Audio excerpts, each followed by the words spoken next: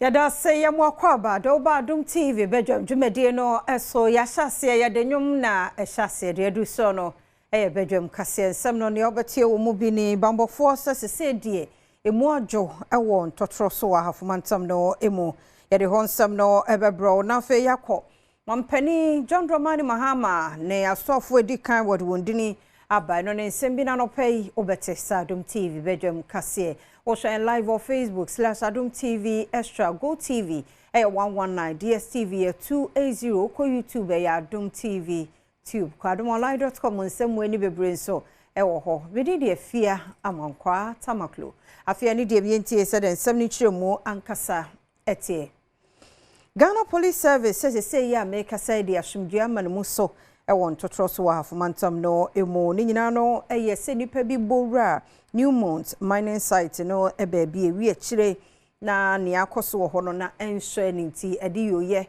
eba kro no mo no asundue aba Aposifo ede aba betodwa se sisi de asumdue aba bepie mu ewo ntotroso ewo hafo enam nipa bi mu anamontuo bi a wo mu etuye a wo mu ekọ ye Newmont wo mu mining site asafo yi wo manfo esusu se wo mu ekowie a ye agudie abra aposifo etu saa ensemu hu anamon no wo mu ni nipa wo mu susu se wo mu tu saa anamon yi ehyiemu nenu nenam so ema nipa miense bi eto anananum ewon siedo anemu nan so eprae aposifo ekire se Inspector General of Police Dr. George Akufudan Pare wo mobile phone so woni regional police team edin komo animebuni na ano anajo ebesi anopa se ne bibia ebeda na akwem aposifo ekire se wo mo de eye investigation team efrin crime akọ se ne wo mo ebekoye ensemu enhwehwemu aposifo de abetudwa se enipa wo mo eto anananum ewon siedo yi Monsa akase safwe eye muslimifo enuntino ebre papemu no ene mremu no womo ebehwe se womo de womo ebode no ebekoma eye ebusuafo se ne womo ebesiom Yatwa so na piempeni wo mrahye bejafie mechire speaker Abansuma na Kingsford Babin na ene wanyankrata free mampeni atna ya echire se aswafo wona edikan wodi wondin abai Dr. Kesil Otuba Person, MP, Minister Designate, Ministry of Finance. 2. John Abdullahi Jinapo, MP, Minister Designate, Ministry of Energy. 3. Dr. Dominic Akuritinga Ayine, MP, Minister Designate, Attorney General and Ministry of Justice. Brana nusi yape ena Alexander Fenyomaken ya woye penyina wodadom kumana no enso editu just say when the names were read out by Mr. Speaker, he read out only 3 names. The Finance Minister Designate, the Energy Minister Designate, and the Attorney General and Minister of Justice Designate. Mr. Speaker, this thought appointment is unacceptable. Mr. Speaker, this is a government that promised a 24-hour economy in opposition. They told us that they were ready for government. Mr. Speaker, Honorable Minority Leader. Mr. Speaker, indulge me.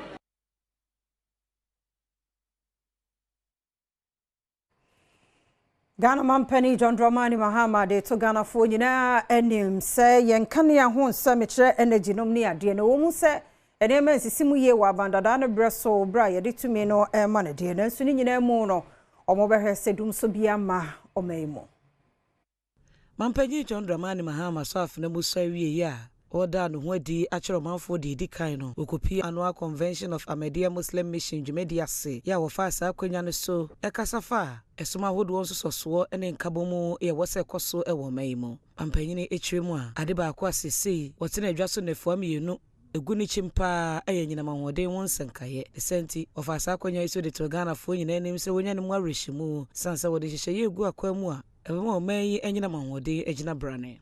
There's a threat of power outages, but my brothers and sisters, don't despair. Like I said, you elected us to solve the problems, not to put the blame on anybody else or to shoulder you with those problems.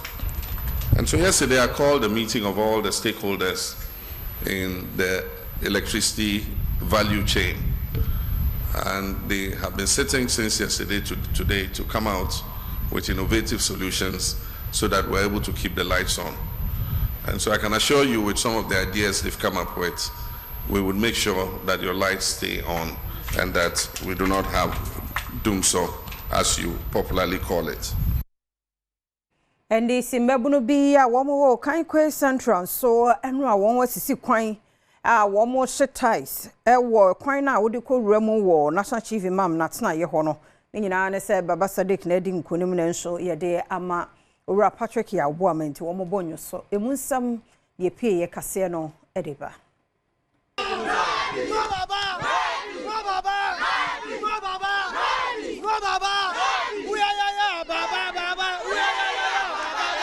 I get a person catch on my meaning. I say that the people of Okaikwe Central have voted and their true mandate must stand. It is not the case that we are Obi Adie, Ediama Obi. Yes, Wabama. Orabu Babi Sadik. Yantua Bama Buama. Yentama Yenya Breno. Because Adiano Abroso, Sano would hear every year. Every 4 years to be every 4 years to be a Sano would hear. There's an airplane nation time of Quine soon. And we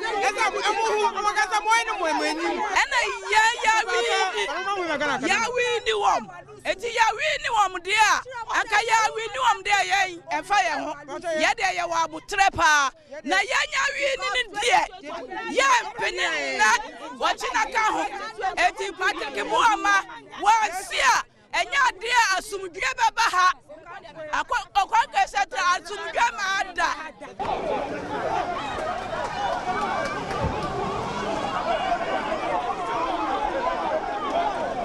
Law enforcement no na asiedun ketia womra woma mpenyimfo no womra mekasa nkyere nkwala no nya womo ye anya carbon dioxide ye kun minime man me nananom wo fie ha adan woma maya home me store me to me noma matum minime manyira ya tutu stocks no woma ya hands kura woma tuma adwane adan de be boni na yaye nti obi anyi choice say wo be fa party wope Patrick wa yade wa hase Papa, Ntiyentimi enyini aboni aye. Nye nyina na be NDC. Na nye nyina na be MPP. Nti se ehwema ye mami orekan stores ahoro a oben haze stores no watu ni nyina mu. Ono so kan kosi de se ehwe kwan na ye na mu sesi ana. Dame kwane ya wa he. Kasa wafufom ade riba ni nyina no. Se wodu junction na wode be man akọ Chief Imam ne junction do anade wo bako straight a onam ja or how issue ninti no there ahia no wada no ho drivers a one pede wo bekasa e wo mfo ni ndruza to gade ehwe za record no anya za otwa yi ono na worbo mazin there police fo na NDC mpenifo wambra na wanye supporters no bekasa na za record no no du ntwa copy me there wababa no du betwa ne za record wo fa na man ehum kra onyeyi kojo mensa abrampa Namaze. Yet was so na NDC Mebunu eguso a ya won ade no na ene de ahafumem ene yese toilet operator bia wo private mpo o makoje aboso hunsam wonwunan kase no etwaso a muslim pifi toilet demo na toilet no modia ino mu full mata de ba ko boma makase no obama so no wada ba so bom hiase don't from Mamra, Omontiasi, Mama Bana, Obu said, Omoni. Sanaba no whole matter they say, means some minimum if you told us in P. Tell to Mudia, Missy Emudia, Mama dear, oh, mouse of Matadia, when a market in my soon po or that bomb here. Look from my buy. San Ecoya, Yemiduma, it in baby, buy a DC. Yamani boni to aso ne temamufo bi kwotwetwe nkomo a wonom echire mu se ade ya ekoso ne ha wonom adwene pa ne senti wo de adesrede ato mpanyinfo ani mu se won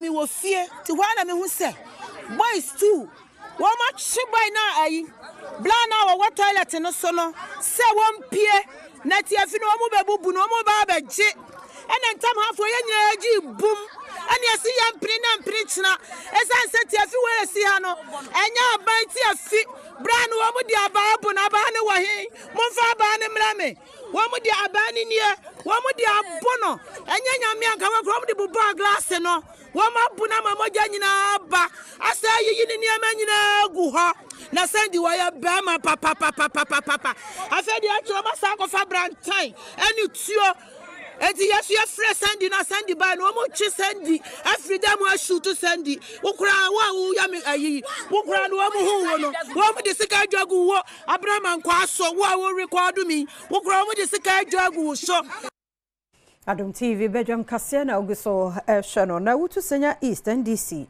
constituency vice chairman Alhaji Osman Abdullah ode tujasa sumdwe mra eni kwanso obi ade mra no hye no nsem bi na wonti ase opesa oji a mra no ho emunsem enie Alhaji Osman Abdullah wutu senya East vice chairman oda NDC amanyuku na no dia tuja se afimpinu ene edunu watwemu no wono behia ganafo a woto abama wonom afimpinu ene edunu nan mu sebeya wonom ebesen ato abama woni senti ehu hia se NDC amanyuku achitaifo a susu se wonom eto hyemanfo so no obedi se adwuma no oni amane boni enkomotwetwemu no ene owura no edi tuja se the NDC with the leadership appreciates those people who have voted in for the NDC to come into power.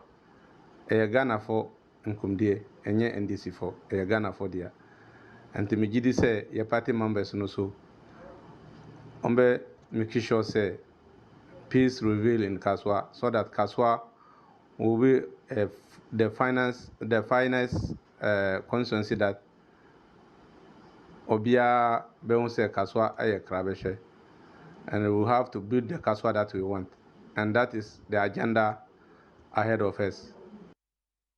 Mento so na abemu bia yesiso se wanya mfiedu no ensia na abayu bia wono wanya mfiedu enwoche ene wakuno ewo dia so wa padentra west mensimu ewo mfimfim mantemu munchemu ene se moja wa hono de o de bie pena me hepela ku e to gas bie pena ko bie na se we ne de bia ni pane dan de wa rock here no na balande mo de tv ne so de moja na baka te moja na mam se moja go de hepela ko moja ti mi enko police mo mi enko police station the police is on your friend na police for ni be bia wa ba be 18 years and na raba we bi na ti dan se we stay tinani mu kra wo Butu roba ni pana kwa na nkasa pie na mu hu moja na janga mu busa ya na moja wa pie na hu moja na wa hu no ana busa sana preko no we ana preko de uje ma so ana fi uje mu de oba so ha moja be ya no so a omie ana si da bi eye preko si ma preko preko de uje ma so ana si yes na preko de uje ana moja nya ana so na oku ne de ana na moja so so ga preko no wa bona ka moja be ba so ha enti bi preko yes, mama. Mama de of our best now.